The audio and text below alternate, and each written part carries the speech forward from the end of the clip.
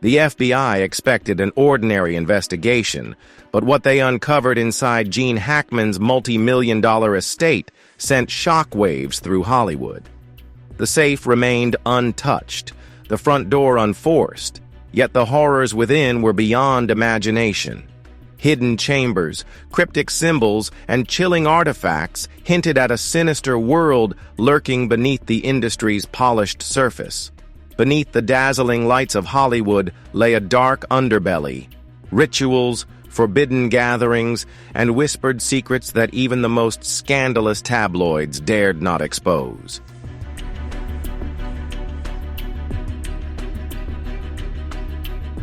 The FBI didn't just uncover evidence. They shattered the illusion, peeling back Hollywood's shimmering facade to reveal the grotesque machinery beneath. Gene Hackman didn't just walk away. He fled from a truth too terrifying to ignore. What remained in his wake wasn't just a mystery, but a damning testament to an industry built on secrets, where fame wasn't earned. It was sacrificed.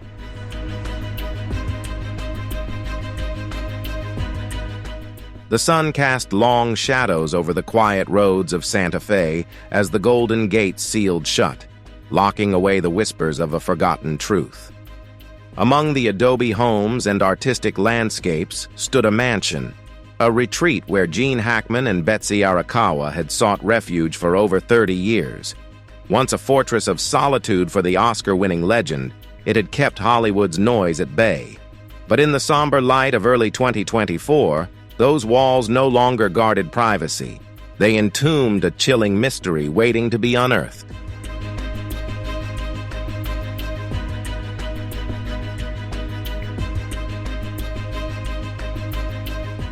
Gene Hackman and Betsy Arakawa's fate came to light in the most unassuming way.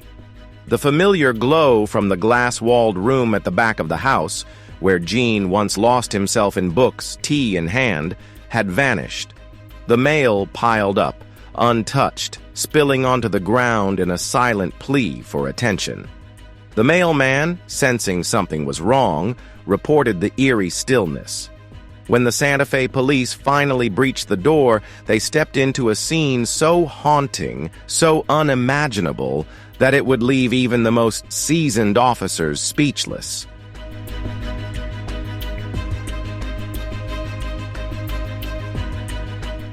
Gene Hackman's body lay motionless on the living room floor, his form contorted, his once familiar face frozen in an expression of something indescribable.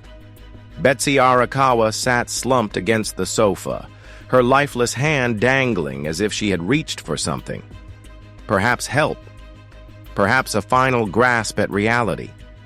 No blood, no struggle, just an eerie stillness that sent a chill through the air. Yet, the putrid scent of decay clung to every corner, forcing even seasoned forensic officers to recoil. They hadn't just died. They had been gone far longer than anyone had imagined. The first words entered into the Santa Fe police report were brief but chilling. Silent death.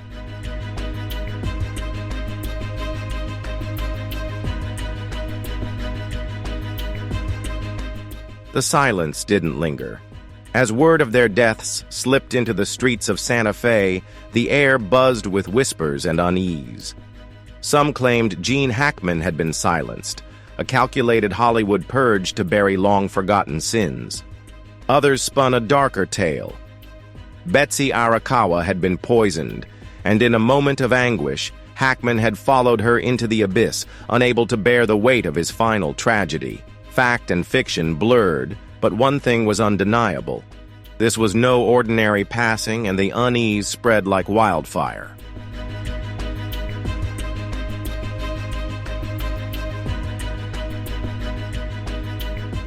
The case took an unsettling turn when the FBI arrived. The quiet death of a retired Hollywood legend rarely warranted federal attention. Yet as soon as the local coroner completed their examination, a fleet of black SUVs rolled through the golden gates of Hackman's estate. No flashing lights, no sirens, just a silent procession of agents in dark suits and unreadable expressions. They moved with precision, disappearing into the mansion as if they already knew what they were looking for. The question spread like wildfire. Why would the FBI intervene in the death of an actor who had long vanished from the spotlight?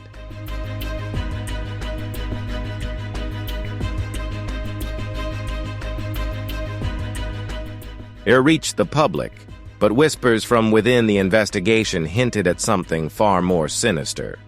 An anonymous source claimed that what the FBI found inside Hackman's Santa Fe mansion changed everything. This wasn't just the quiet passing of an aging couple, nor a collection of nostalgic keepsakes. Behind an old oak bookshelf, hidden in plain sight, they uncovered a secret room. A space so deliberately concealed that even longtime visitors had never suspected its existence. Gene Hackman had once joked, "If I have any secrets, they'll go with me to the grave." But now it seemed those secrets refused to stay buried.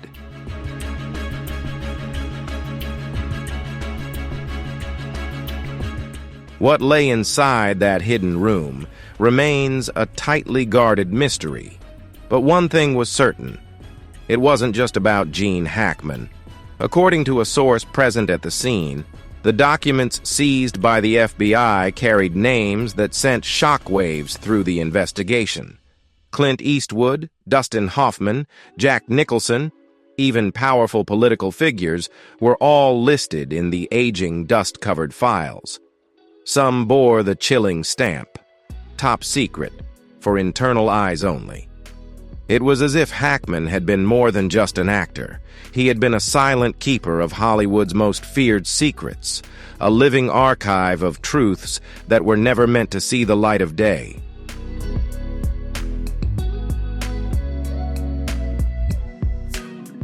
Once a titan of the silver screen, Gene Hackman now stood at the center of a far darker narrative, one of covert dealings, unbreakable oaths, and vendettas that had shadowed him for decades.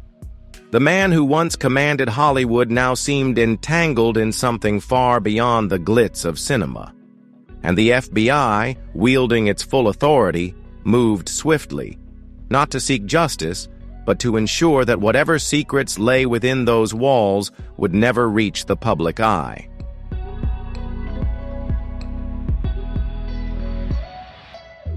As the FBI convoy disappeared beyond the golden gates of Santa Fe, the mansion stood empty, a relic swallowed by the endless desert.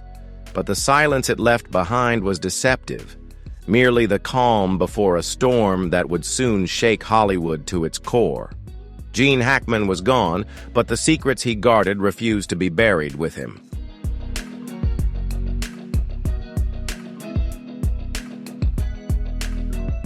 As the forensic lights pierced through the heavy curtains of Gene Hackman's Santa Fe estate, the mansion resembled a theater long after its final act. Dust coated the doorknobs, hairline cracks framed forgotten portraits, and an eerie stillness clung to the air, whispering untold stories no one dared to speak aloud. The forensic team moved like ghosts through the dimly lit halls, their silent footsteps tracing the echoes of both triumph and tragedy that had unfolded within these walls.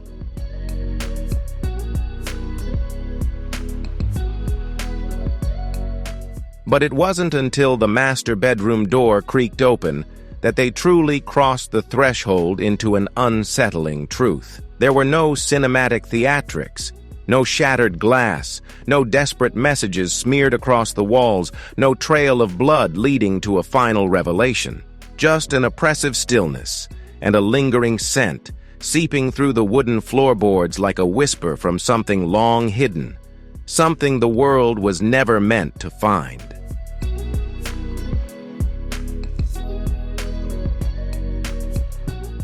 In that dimly lit space, Betsy Arakawa rested near the bathroom door, her head gently slumped to one side, eyes half open, as if caught in the moment between wakefulness and an unshakable fatigue.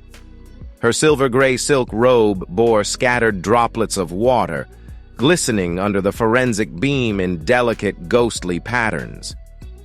Beside her, a small space heater remained plugged in, its power light pulsing weakly, a solitary flicker in the overwhelming darkness.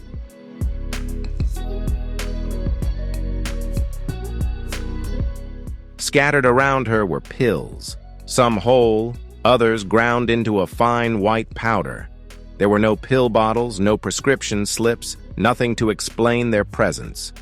But when investigators later obtained a list of the substances, the truth became far more unsettling. These weren't ordinary medications. Many were highly restricted, requiring special authorization, reserved only for cases demanding intense supervision. Whatever Betsy Arakawa had ingested, it was never meant to be in the hands of just anyone.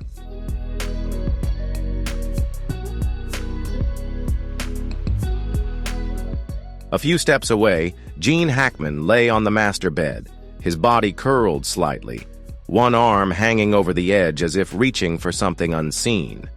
The face that once captivated audiences with its commanding presence was now frozen in a twisted grimace, somewhere between pain and an unspoken horror. The forensic team noted the chilling detail. His body showed signs of decomposition nearly identical to Betsy's. Whatever had taken them, it had happened in close succession. Minutes, perhaps hours apart, two lives fading almost in unison, leaving behind only unanswered questions. The most crucial discovery wasn't something visible. It came from Gene Hackman's pacemaker. For years, the device had silently monitored his heart, recording every irregular beat and transmitting data in real time to a medical center. But at exactly 2:43 a.m. on February 17th, the signals abruptly stopped. No final spikes, no distress alerts, just an eerie, absolute silence. That single data point became the key to unraveling the final moments within the Golden Gates of Santa Fe, marking February 17th as the day everything changed.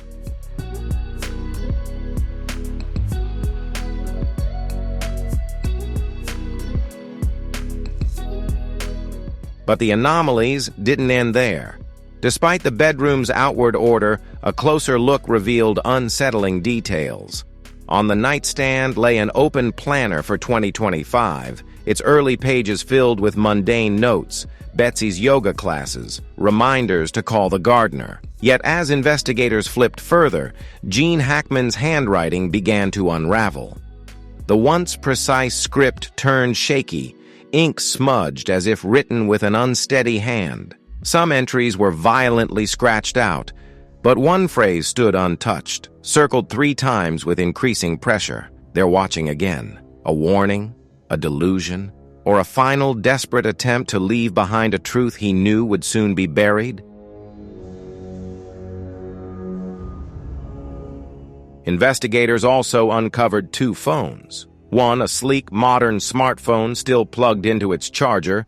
The other, an aging flip phone from the early 2000s, its surface worn from years of use. Neither device was locked, yet their call logs were eerily barren, as if someone had wiped them clean. For 3 weeks leading up to February 17th, there was almost no activity, but the most unsettling discovery lay within the old flip phone. Scattered among the sparse messages was a recurring text from an unknown number, always the same cryptic question: "Are you ready?"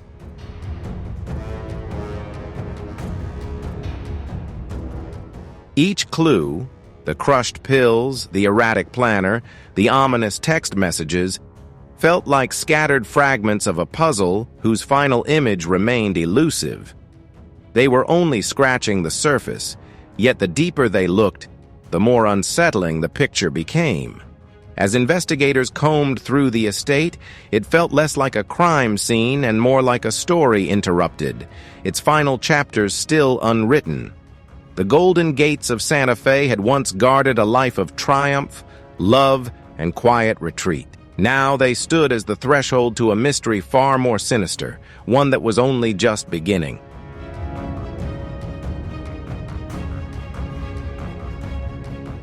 The moment the bathroom door creaked open, the scene inside was impossible to forget. The golden light cast eerie shadows over a tableau frozen in time, as if the room itself had been caught mid-sentence in a story never finished. Betsy Arakawa lay slumped near the doorway, her body twisted at an unnatural angle, her head resting against the cold brick wall. Scattered across the floor were white and blue pills, some lodged beneath the cabinet, blending with the dust and a few stray strands of hair. A small space heater hummed nearby, radiating an oppressive heat that clashed unnervingly with the crisp February air outside. The forensic team hesitated at the threshold, struck by the unsettling contrast. This was no ordinary scene, and the answers it held would not come easily.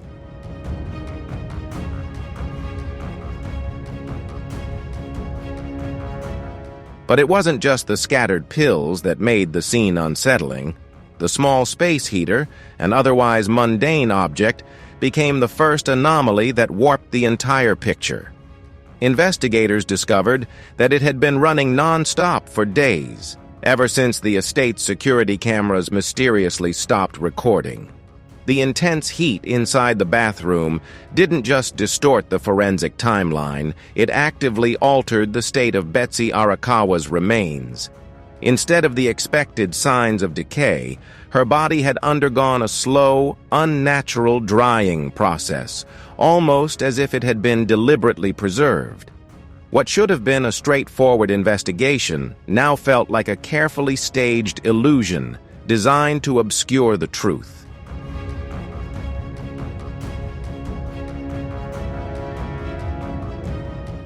Betsy's position defied the usual patterns of an overdose. There were no spasms, no foam at the mouth, no rigid limbs frozen in distress. Instead, she lay on her side, knees faintly bent, as if she had been caught mid-motion, reaching, hesitating. Her expression was eerily serene, untouched by panic or agony, yet her fingers told another story. Dry and brittle from prolonged exposure to heat, they clutched the edge of the wooden floor with unsettling delicacy. It was as if, in her final moments, Betsy had seen something, someone, just beyond the doorway. And whatever it was, she hadn't looked away.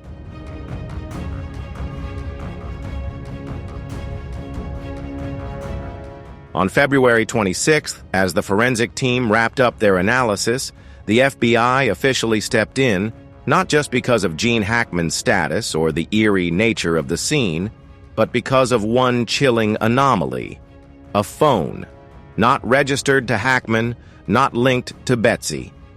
No fingerprints, no stored contacts, just a SIM card that had briefly connected to a number from an Albuquerque suburb, nearly 100 miles away. The call log contained only 3 incoming calls, all from an anonymous source.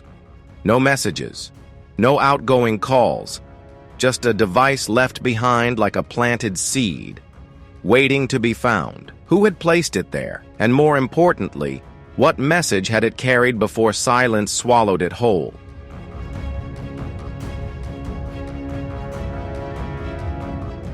It's likely that on the night of February 16th, when Gene Hackman's heart rate spiked, or on February 18th and 20, when his phone inexplicably left the estate, someone had entered the house.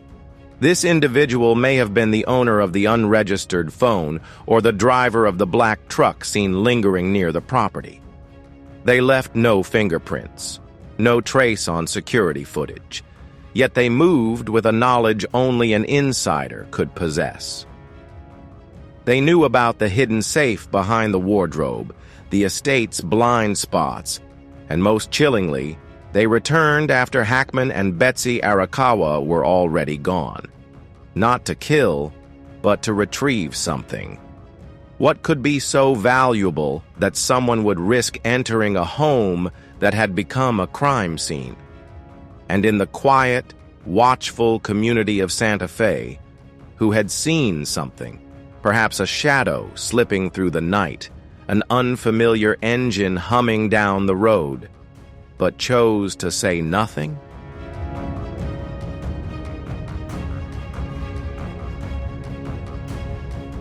"9 days, 3 phones, 1 ghost car, and a presence that moved through the estate like a shadow. Someone who understood that some secrets were never meant to be uncovered." In most cases, the crime scene tells a story, but in Gene Hackman's Santa Fe estate, it didn't just speak, it whispered, dropping fragments of truth like breadcrumbs, not to lead investigators forward, but to send them astray. And in the midst of it all lay a single, unassuming bottle of pills beside Betsy Arakawa's body. According to her medical records, her last prescription had been filled just days earlier, on February 15, 2025, 2 days before Hackman's pacemaker flatlined. The medication itself was routine. Alprazolam 0.5 mg are the same anti-anxiety prescription Betsy had taken for years. But as the forensic team examined the pills more closely, something was off. The shape was slightly irregular, the markings subtly different. It was as if someone had replaced the familiar with a near-perfect imitation, one designed not to soothe but to silence.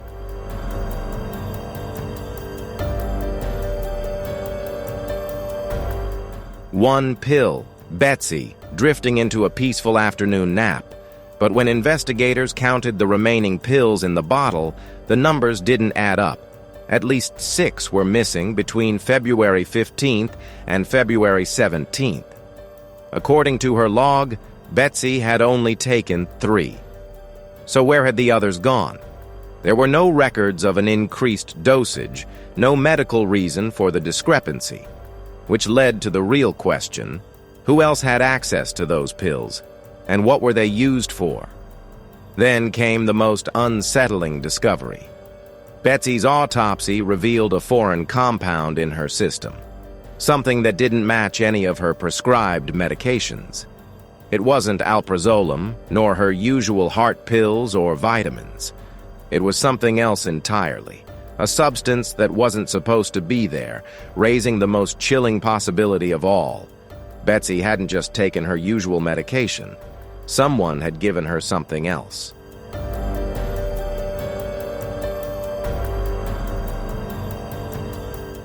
It took the New Mexico State Toxicology Lab more than 72 hours to identify the foreign compound in Betsy Arakawa's system. The results were chilling: a synthetic sedative with no legal distribution in the United States. Its chemical structure resembled mazalan, but had been altered to act faster, inducing near-instant anesthesia and short-term memory loss, a formula commonly linked to abductions or carefully orchestrated deaths. Betsy had ingested this drug sometime between the night of February 16th and the morning of February 17th, the same critical window when Gene Hackman's pacemaker registered sudden irregularities. The evidence was no longer just circumstantial. Someone had been inside that house, not just watching, but taking deliberate action.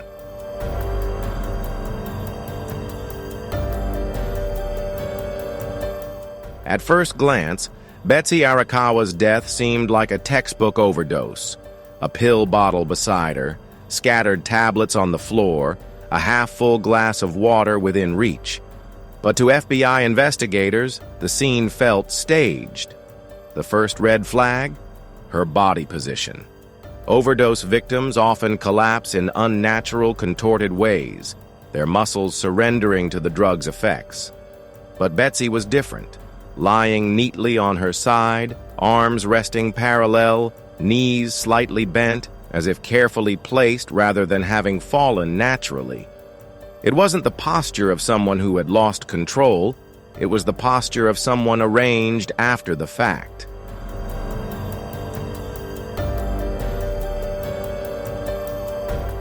The second red flag came from the pill bottle itself. Betsy's fingerprints were nowhere to be found. The only prints detected belonged to Gene Hackman, last seen handling the bottle at noon on February 16th. according to the estate's internal cameras. Then came the most damning detail. Betsy's stomach contained only trace amounts of alprazolam, far below a fatal dose. The real culprit was the unidentified sedative, the one never prescribed to her.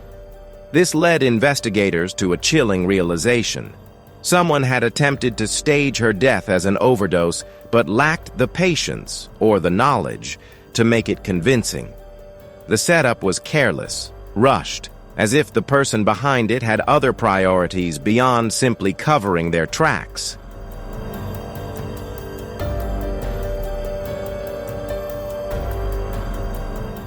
Forensic analysis uncovered another disturbing anomaly. Someone had remained inside the house for at least 48 hours after Gene and Betsy's deaths. Subtle but telling traces revealed their presence. A set of footprints, size 43, made by specialized walking shoes, faintly imprinted on the bathroom floor. Smudged wipe marks on the bedroom door handle, as if someone had hurriedly cleaned it with a paper towel. Most chilling of all, the estate's internal security system had been manually disabled for exactly 2 days, from February 17 to February 19th, before being switched back on, with no new fingerprints found on the control panel. Whoever this person was, they didn't just flee after the act, they stayed. The question was, why? What kept them inside the house for 2 full days? And more importantly, what were they doing during that time?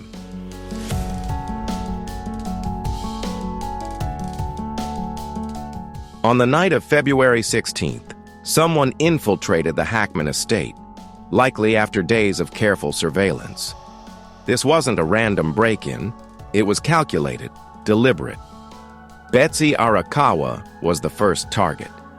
The intruder forced her to ingest the synthetic sedative, a drug designed to subdue and erase short-term memory, leaving her defenseless. As the drug took hold, she lost control, slipping into unconsciousness. Then came the moment of confrontation. Gene Hackman, realizing something was wrong, came face to face with the intruder. It was at this precise moment that his pacemaker recorded its first irregular spike, a surge that could have been triggered by sheer terror, a sudden struggle, or worse, chemical interference.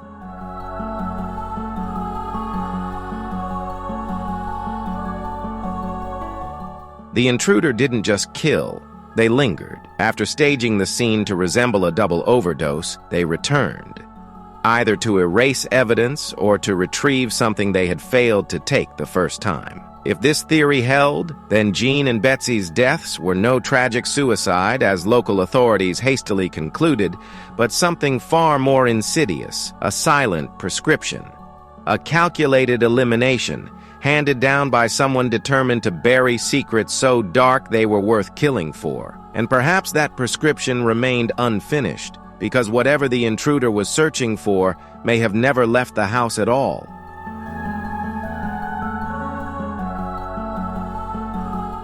The once warm Santa Fe estate now stands as a hollow monument, frozen in time, its walls holding echoes of a story unfinished.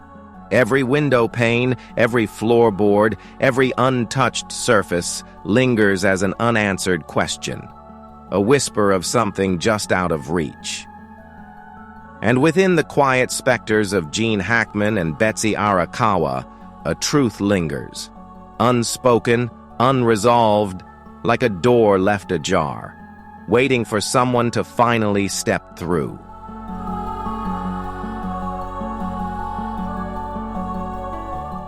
In the initial days of the investigation, the FBI thought they had found their breakthrough inside Gene Hackman's private study, a vintage safe, discreetly concealed behind a heavy oak bookshelf, its mechanical lock untouched.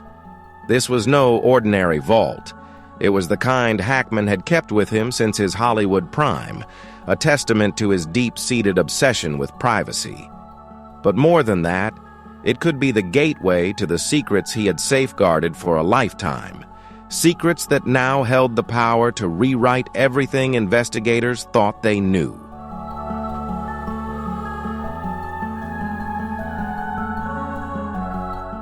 When investigators pried open the safe, they braced for explosive revelations, hidden manuscripts, blackmail letters, or incriminating footage, something that could explain why Hackman and Betsy had been watched, threatened, and ultimately silenced. But instead, they uncovered a collection of peculiar relics. A faded handwritten letter from the 1980s, signed by a long-dead director entangled in an old Hollywood scandal. A small notebook chronicling secret meetings behind the scenes of film award ceremonies, gatherings no journalist had ever been allowed to witness, and a single USB drive labeled Nightmare Files.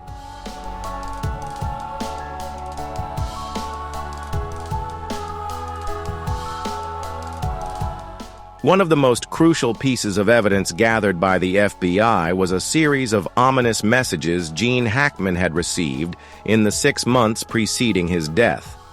These weren't digital threats. No emails, no phone calls. Instead, they arrived the old-fashioned way, typed letters, devoid of fingerprints, with no identifiable postmarks. Each one was carefully crafted, as if the sender had gone to great lengths to ensure their words could never be traced.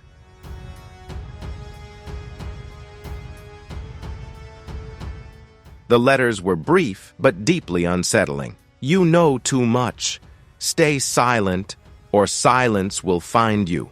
Gene Hackman had spent a lifetime brushing off such warnings, once confiding in a close friend that Hollywood was haunted by the ghosts of its past. Specters that occasionally resurfaced to remind the living of their presence. He never truly believed he was in danger.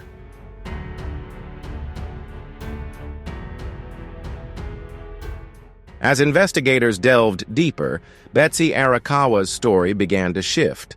No longer just the devoted wife standing quietly in her husband's shadow, but a figure entangled in something far more dangerous. A secret that the FBI had only begun to unravel. By mid-2024, Betsy had been quietly compiling documents on Hollywood's hidden forces. Tucked away in a kitchen drawer, her handwritten notes listed names that had long circulated in the darkest corners of conspiracy forums. DL, a renowned director accused of child abuse. HC, a media mogul known for silencing witnesses with both money and blood. AP, an actress who mysteriously vanished after threatening to expose an elite circle behind Malibu's secret parties. Betsy hadn't just stumbled upon these names, she had been searching for them, and now it seemed someone had made sure she wouldn't get any further.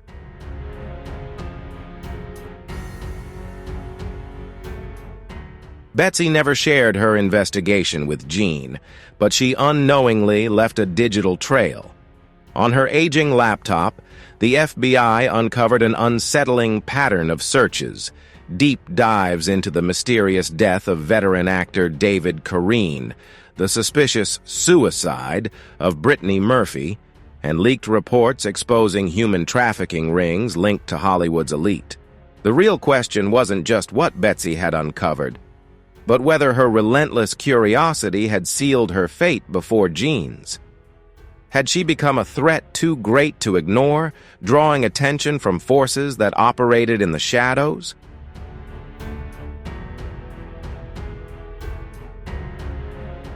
The FBI officially closed the Hackman-Arakawa case as an unresolved criminal investigation, but seasoned agents knew the story didn't end with a report.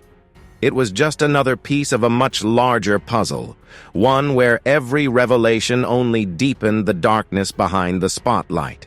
Those behind the threats against Gene Hackman would likely never come forward, but their presence was carved into the hidden corners of Hollywood. Vanished stars, contracts sealed in blood, deaths that appeared accidental but were, in reality, the final act of a carefully executed silence.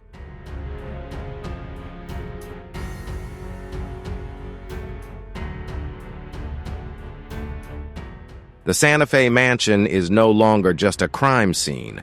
It stands as an unseen monument to the souls swallowed by Hollywood's abyss.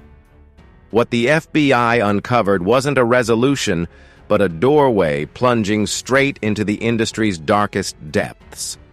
Among the evidence was Gene Hackman's final journal, now locked away in the FBI's most classified archives. The last pages were scrawled in a hurried, trembling hand. "They're getting closer. I don't know what I've done or what I've seen, but they know I know. If anyone finds this journal, understand that nothing in Hollywood is accidental. As for the USB drive, the so-called nightmare files, its contents remain a mystery hidden from the world. But according to one anonymous agent, what they saw inside made even those who had cracked the N4TM cult codes recoil in silence, their faces pale with something beyond fear."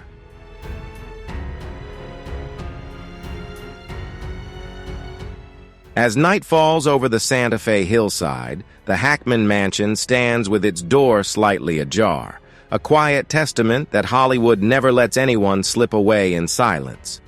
In the city of dreams, every fallen star leaves behind a shadow, and those shadows always find a way to whisper to the living. The Hackman estate is no longer just a crime scene. It is a tomb, a burial ground for the forgotten souls of a Hollywood that rots beneath its own illusions. What the FBI uncovered wasn't an answer, but an entryway into something far worse. A descent into the very heart of hell, hidden behind the shimmering facade of the film capital.